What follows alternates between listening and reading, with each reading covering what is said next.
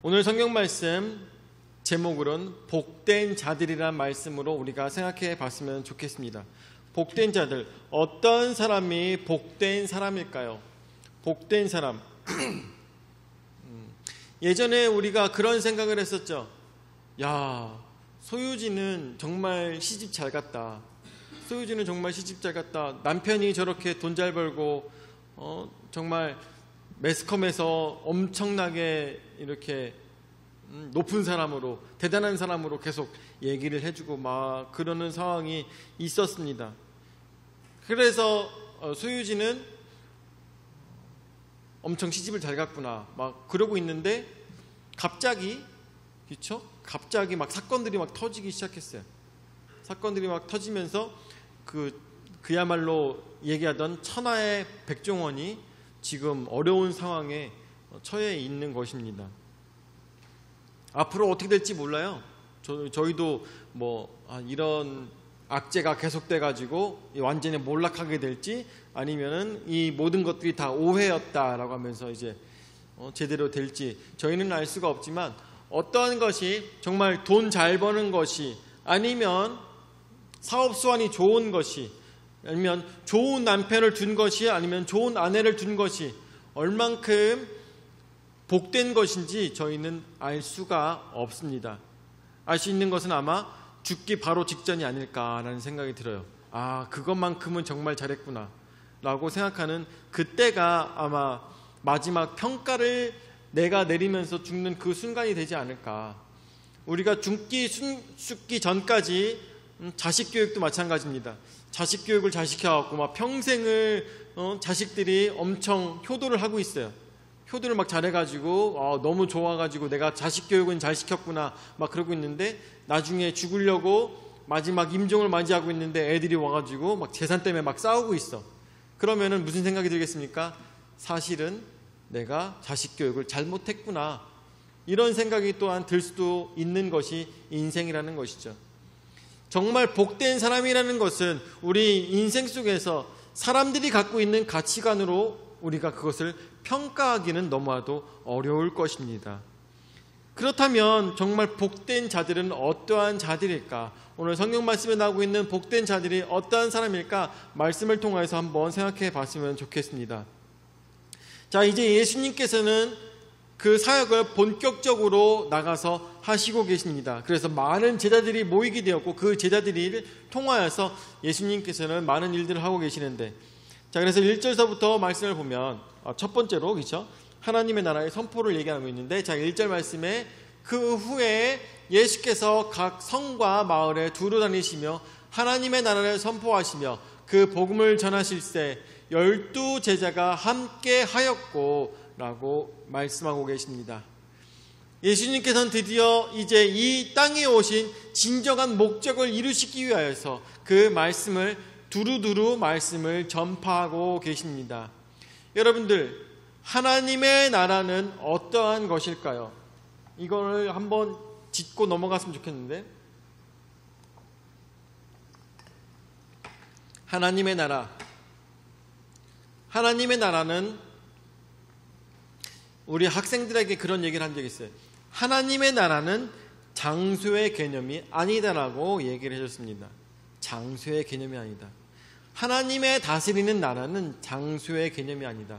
우리가 보통 생각할 때 그런 얘기를 합니다. 하나님의 나라, 바로 하늘나라, 천국이 우리는 저 높은 곳에 있다라고 언제나 그렇게 생각하고 또한 가르치는 것이 기본적인 천국에 대한 가르침입니다. 그래서 우리는 언제나 천국을 간다라고 생각하고 있죠. 천국을 가야 된다라고 생각합니다. 지옥이 아니라 천국을 가야 된다라고 생각하고 있지만, 이 천국에 대한 개념을 올바로 잡기 위해서는 이 단어가 우리에게 정확하게 들어와야 되는데, 하나님의 나라는 하나님이 계신 그 나라가 하나님의 나라일까요? 아니면 하나님이 계신 그 나라가 하나님의 나라일까요? 아니면 저 높은 곳에 지구가 아닌 다른 곳이 하나님의 나라겠습니까? 그렇게 물어본다면 아마 다들 첫 번째를 말씀하실 것입니다. 하나님이 다스리는 나라가 바로 하나님의 나라인 것이죠. 저 높은 곳에 갔는데 하나님이 아니라, 우리가 영으로 갔는데 그곳에 하나님이 아니라 외계인들이 우리를 다스리고 있어. 만약에 영체인 외계인들이 우리가 죽어서 간 그곳에서 우리를 다스리고 있어. 그렇다면 그곳은 아마 하나님의 나라가 아닐 것입니다. 하나님의 나라라는 것은 결국 무슨 얘기냐? 장소의 개념으로 생각해야 될 것이 아니라 하나님의 나라는 그 통치자가 누구이냐가 가장 중요하다는 것입니다. 통치자가 누구? 바로 하나님이 다스리시는 나라, 하나님의 말씀이 법이 되는 나라, 하나님의 가치관이 통용되는 온전한 커먼 센스가 되는 나라. 커먼 센스가 한국말로 뭐죠? 상식이 되는 나라. 하나님의 법이 상식이 되는 나라. 그 나라가 바로 뭐겠어요? 하나님의 나라라는 것입니다. 하나님의 나라. 여러분들, 그렇다면 우리가 생각해야 됩니다. 그렇다면 하나님의 나라는 장수의 개념도 아니고 하나님께서 다스리시는 곳이 하나님의 나라라면, 내가 오늘 하나님의 말씀으로 살아가고 있고, 내가 오늘 하나님의 다스림으로 살아가고 있고, 내가 오늘 하나님의 사랑 안에 거하며 살아가고 있다면 오늘 나는 어디에 있겠습니까? 이 땅에 있는 것이 아니라 바로 하나님의 나라 안에 있다는 것을 반드시 깨달아 알아야 될 것입니다. 오늘 우리의 마음속에 하나님의 나라가 임하시기를 예수 이름으로 축원을 드립니다. 여러분들 각 마음속에 하나님의 나라가 임하시길 예수 이름으로 축원을 드립니다. 하나님의 나라는, 하나님께서 다스리는 나라는 슬픔이 없고 걱정이 없고 눈물이 없는 곳이 바로 하나님의 나라라고 배웠습니다. 하나님께서 다스리시는 그곳은 불의가 없고 정의만 있으며 그곳에는 언제나 복된 삶이 살아가는 곳이 바로 하나님의 나라라고 배웠습니다. 여러분들, 우리가 아직 죽지 않았어도 하나님께서 나를 다스리신다면 나는 눈물이 없을 것이며 속상함이 없을 것이며 걱정이 없을 것입니다. 그것이 바로 하나님의 나라인 것을 우리는 깨달아 알아야 될 것입니다. 오늘 여러분들 삶 속에서 주인 되고 있는 분은 누구입니까? 내가 오늘 주인 돼서 살아가고 있습니까? 아니면 하나님께서 주인 되신 삶을 살아가고 있습니까? 인간이 주인 돼서 살아간다면 아직 그곳은 하나님의 나라가 아니라 인간의 세상인 것입니다.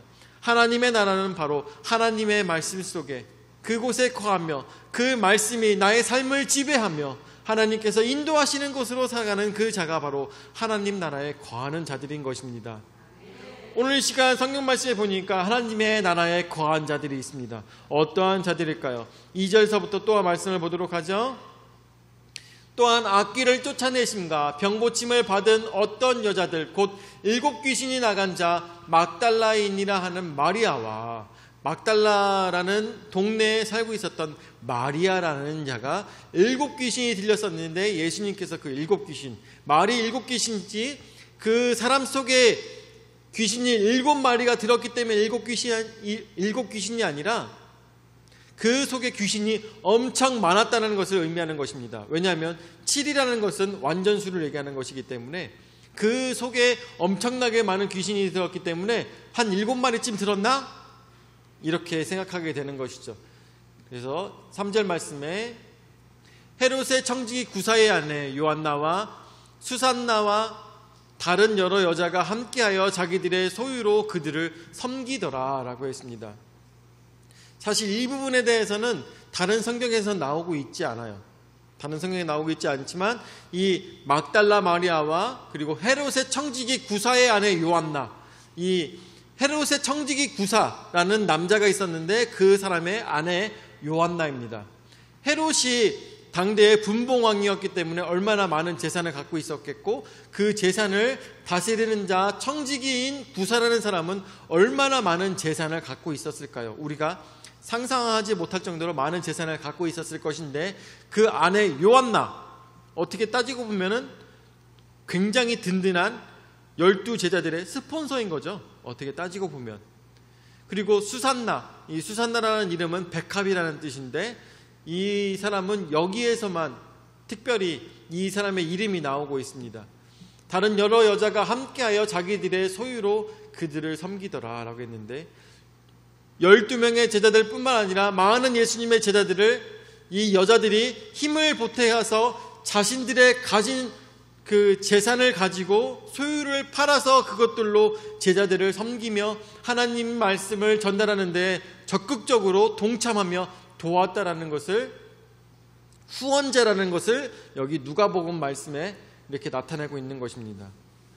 이 누가복음 말씀에 왜 이런 얘기가 나오고 있을까요? 그 당시에는 여자들에 대해서 소유물로 여길 정도로 인권을 주장하지도 못하는 여자들에 대해서 왜 이렇게까지 나오고 있는 것일까요? 왜? 바로 힘들고 어려운 자들, 또한 소외된 자들을 위한 누가복음 뿐만 아니라 이방인들을 위한 복음서 누가복음이기 때문에 이 여인들의 이름이 이렇게 들어갔다는 것을 우리는 반드시 기억해야 될 것입니다. 자, 그래서 4절 말씀에 각 동네의 사람들이 예수께로 나와 큰 무리를 이루니 예수께서 비유로 말씀하시되 라고 얘기하고 있습니다. 자, 오늘 1절서부터 3절까지 말씀을 통하여서 여러분들 말씀의 제목처럼 생각했듯이 진짜 복된 자가 누구일까요? 여러분들 그 당시에도 예수님께서 계시고 예수님께서 하나님의 말씀을 전달하고 다니시는 그 상황에서도 많은 사람들은 이미 자신들이 하고 싶은 일들을 하고 살았을 것입니다. 그 이스라엘 사람들이 어떠한 취미를 갖고 있었는지 모르겠지만 아마 그 사람들도 예수님께서 다니시며 하나님의 말씀, 하나님의 나라에 대해서 선포하고 계실 때 어느 한쪽 구석에서는 잔치를 배설하며 포도주로 진탕망창 이렇게 살아가면서 많은 사람들이 죄에 빠져 살아가고 있었을 것입니다. 뿐만 아니라 예수님께서 그렇게 말씀을 전달하시는 그 상황 속에서도 어느 장소에서는 길 가는 사람들을 때리고 빼앗고 죽이기까지 하는 그런 사건들이 분명히 있었을까요? 없었을까요? 있었을 것입니다. 예수님께서 그 땅에 계시면서 하나님의 말씀을 선포하시는 중에서도 그 가까이에서는 한 100m 떨어진 곳에서는 사람들이 서로 사기를 치며 서로 헐뜯고 미워하며 아니면 다른 사람을 죽이기까지 하는 그런 일들이 아마 예수님께서 말씀을 전달하시는 그 주위에서도 많이 일어나고 있었을 것이라는 것입니다. 그렇죠? 무슨 얘기인지 아시겠죠? 그렇다면 그 사람들은 무슨 생각을 했을까요? 예수? 그런 사람을 왜 쫓아다녀? 오늘 내가 길에서 한 명이라도 더 잡아서 예수님이라는 사람을 찾아가는 사람, 먼 동네에서 와서 예수님이라는 사람을 만나고자 하는 사람들 길에서 잡아가지고 때려서 가지고 있는 것을 다 빼앗고 돈을 더 벌고 싶은 사람이 있었겠어요? 없었겠어요? 분명히 있었을 것입니다. 그러는 와중에서도 많은 사람들이 모인 곳에서 물건을 팔러 다니면서 예수님 말씀 들을 때 먹으라고 팝콘, 맥주 있어요? 아니면 포도주 있어요? 하면서 팔고 다니는 사람이 있었겠어요? 없었겠어요? 있었을 겁니다. 그 와중에 떡 팔러 다니는 사람 분명히 있었을 것입니다.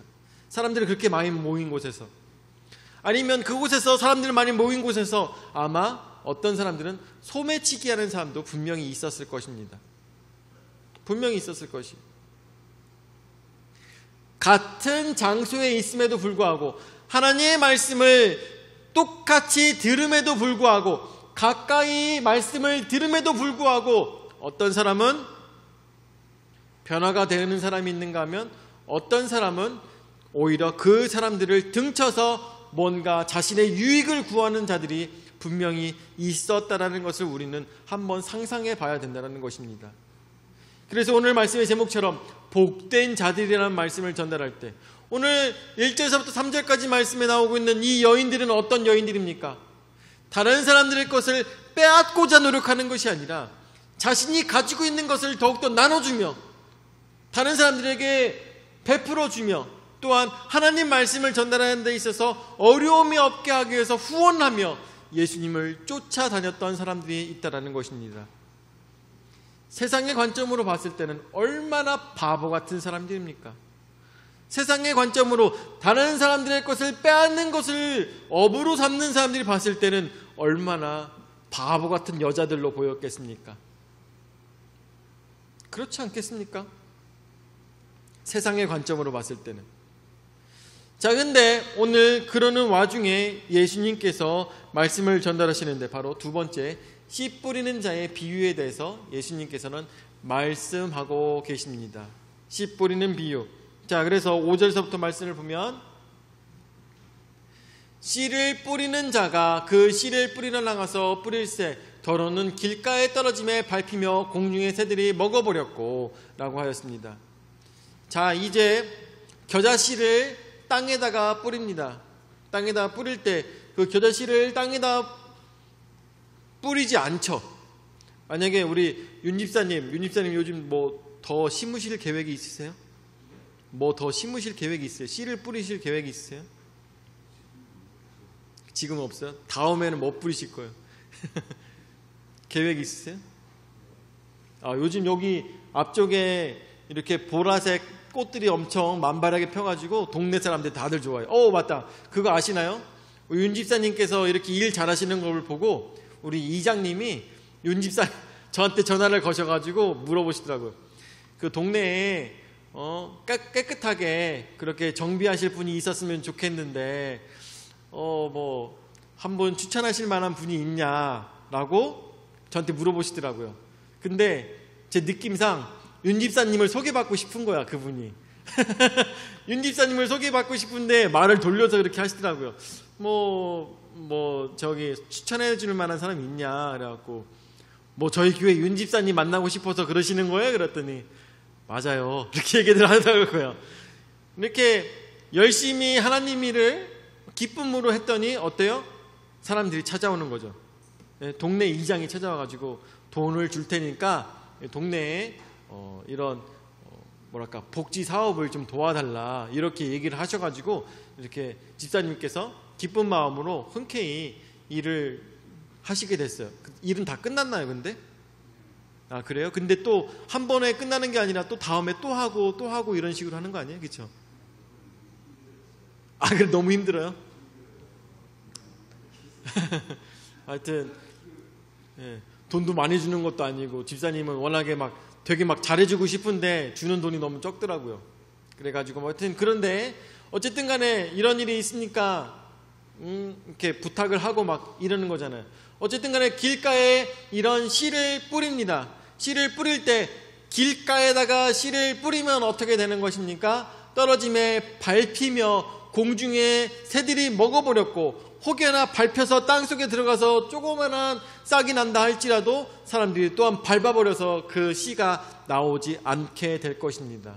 자, 6절 말씀에 더러는 바위 위에 떨어서 싹이 났다가 습기가 없으므로 말라버립니다. 바위 위에서 싹이 나긴 하죠. 근데 그거 야 대단하다 라고 하는데 어때요? 오래는 못 갑니다. 오래는 살 수가 없어요. 자, 7절 말씀에 더러는 가시떨기 속에 떨어짐에 가시가 함께 자라서 기운을 막았고 뭔가 예쁜 꽃을 키우려고 하는데 그 예쁜 꽃을 키우려고 하는 그 사이에다가 가시떨기 속에다가 그것을 넣지는 않습니다.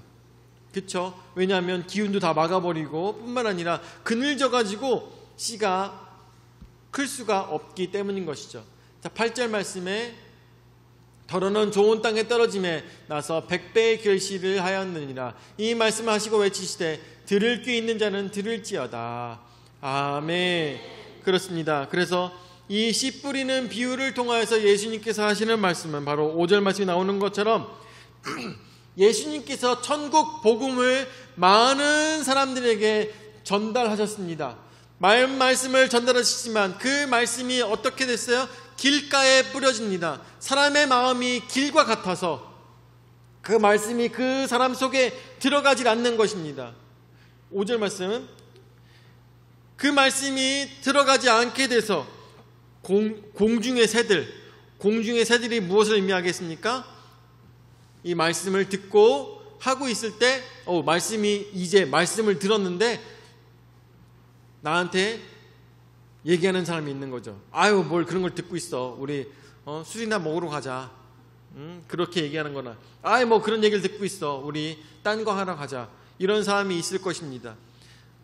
그렇게 마귀 짓을 하는 사람들이 있어요. 그래서 그런 것을 말씀을 듣게 되었을 때 그 말씀을 바로 빼앗아 가버리는 그런 경우들이 있다는 것이죠. 자, 그리고 6절 말씀에 나오는 것처럼 더러는 바위 위에 떨어졌습니다. 그래서 말씀을 듣고서 야, 말씀 너무 좋다 하고 집에 돌아갔는데 그 마음이 자신의 정체성이 너무 바위 같아서 그 말씀이 깊게 들어가지 못하고 뿌리를 내리지 못하는 것입니다. 그래서 그 말씀이 그 삶 속에서 자신의 삶을 변화시키지 못하고 그냥 재미있는 말씀, 그냥 오늘 들었던 이야기 이 정도로 끝나고 만다라는 것이죠. 7절 말씀은 더러는 가시떨기 위에 떨어졌다고 하였습니다. 자신의 삶 속에서 말씀을 듣고 깨달아 알았고 이제 싹을 틔우고 많은 열매를 맺고 싶지만 어때요?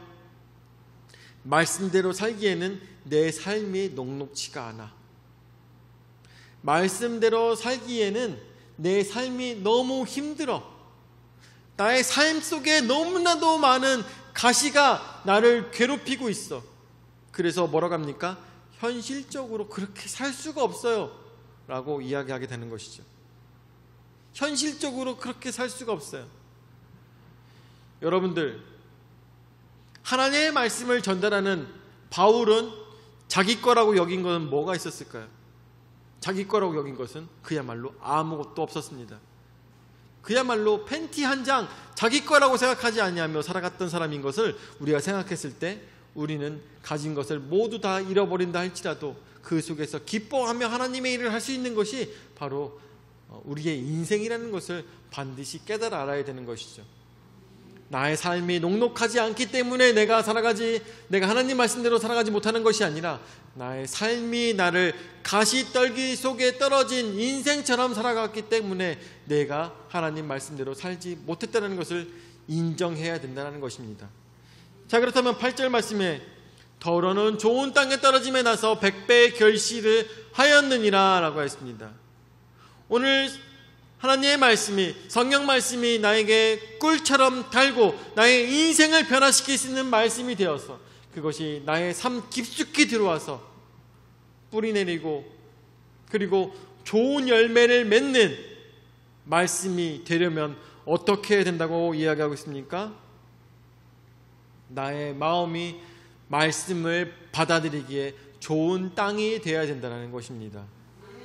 좋은 땅이 된다는 것은 여러분들 지금 삶의 질이 아니면 삶이 살기 좋아서 아니면 내가 먹을 것이 많아서 좋은 땅이 되는 것은 아닙니다.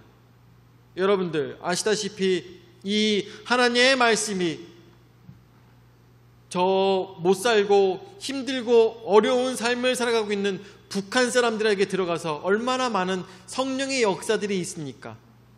저들의 삶이 녹록하기 때문에 말씀이 들어가는 것이 아니라 말씀을 사모하는 것이, 자신의 삶의 변화를 사모하는 것이 남다르기 때문에 성령의 귀한 역사가 있다는 것을 우리는 깨달아 알아야 될 것이죠. 성령의 귀한 말씀이, 하나님의 말씀이 저 중국 땅에 들어가서 많은 사람들에게 전파될 때 그 중국의 지하교회 또한 북한에 있는 많은 지하교회 사람들에게 말씀이 들어갔을 때 그 사람들이 얼마나 좋은 땅, 하나님의 말씀을 사모하는 그 마음속에 그 말씀이 들어갔을 때 저들이 변화가 된다는 것을 우리는 깨달아 알아야 될 것입니다. 그렇기 때문에 좋은 땅이라는 것은 무엇이겠습니까? 오늘 하나님의 말씀은 나에게 어떻게 작용할까? 오늘 하나님의 말씀은 나의 삶에 얼만큼 기쁨의 말씀이 될 수 있을까? 이 간절함과 또한 맛있게 먹고자 하는 그 기대가 나로 하여금 말씀을 더욱더 잘 소화시키게 만든다는 것입니다. 여러분들, 심령이 가난한 자가 복이 있다고 하였습니다. 우리가 음식을 먹기 전에도 여러분들, 배고프면 맨밥도 맛있어요. 그렇죠? 배고프면 맨밥도 맛있습니다. 목이 마르면 맹물을 먹어도 맛있는 것이 바로 우리의 인생이라는 것입니다. 오늘 우리가 갈급한 심령으로 하나님의 말씀을 받아들였을 때 그곳에서 우리의 변화가 있게 되는 것을 깨달아 알아야 될 것입니다. 그래서 세 번째로, 들을 귀 있는 자가 복된 자들인 것을 우리는 깨달아 알아야 될 것입니다.